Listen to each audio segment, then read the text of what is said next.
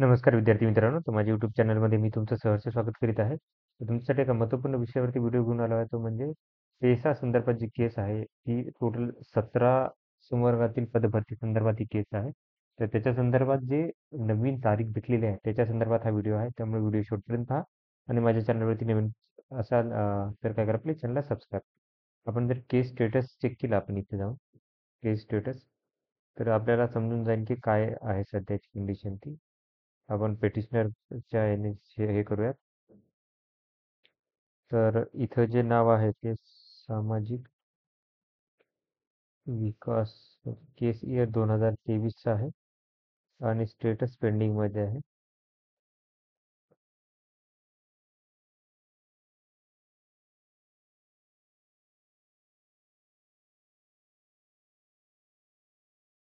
नवीन पोर्टलवरती चेक करतो आपण. ओके, दाखवता इथे. तर इथं बघू शकता तुम्ही स्टेटस वरती पेंडिंग आहे. लास्ट हिअरिंग झाली होती ती झाली होती 10/11/2023. ओके, 10 नोव्हेंबरला झाली होती. त्याच्यानंतर अजून हिअरिंग झालेली आहे आणि पुढची जी तारीख भेटलेली आहे ती भेटलेली आहे 23/4/2024 रोजी भेटलेली आहे तारीख. ओके, आणि हे जे आहे आता स्टेटस सध्या तर बघा पेंडिंग आहे. तर मोशन हिअरिंगद्वारे काय केलं की केस आहे. मोशन हिअरिंग म्हणजे काय असतं की ज्यावेळेस हे असतो एखादा मॅटर अर्जंट असतो त्यावेळेस काय केलं की मोशन हिअरिंग असते आणि त्यावेळेस काय करतो की ते मॅटर सोडवलं जातो म्हणजे हे झालं.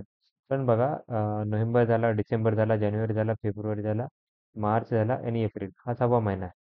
म्हणजे नोव्हेंबर जर सोडला आपण तर डिसेंबर, जानेवारी, फेब्रुवारी, मार्च, एप्रिल तर हा 5वा महिना आहे टोटल. तर 5व्या महिन्यात अजून एकही तारीख नाही काय केली की भेटलेली नाही तुम्हाला. तर ह्याचे लवकर जेवढं लवकर हे भेटेल तारीख भेटेल तेवढं काय होईल की बरं होणाऱ्या विद्यार्थ्यांना काय होईल त्याचा दिलासा भेटेल. आता बघा ही 9/4 ला लिस्टेड झाली होती. तुम्ही बघू शकता इथे लिस्टेड पण आहे. मॅटर लिस्टेड आहे इथे.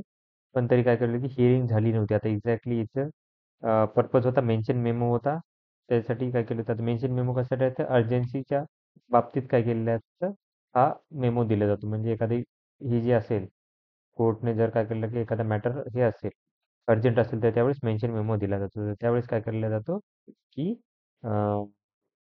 ही तारीख घेतली जाते अर्जंटमध्ये. आता पुढचं दाखवतो तुम्हाला मी की याच्यात जर ही ऑफिस रिपोर्ट होता हा 9/4 चा रिपोर्ट आहे. हा मी माझ्या टेलिग्राम चॅनलवरती दिलेला आहे हा रिपोर्ट 9/4 चा. त्याच्यानंतर ऑर्डर आहे का बघूयात आपण एखादी ऑफिस ऑर्डर तर बघितली एखादी जजमेंट आणि ऑर्डर भेटते का बघूयात.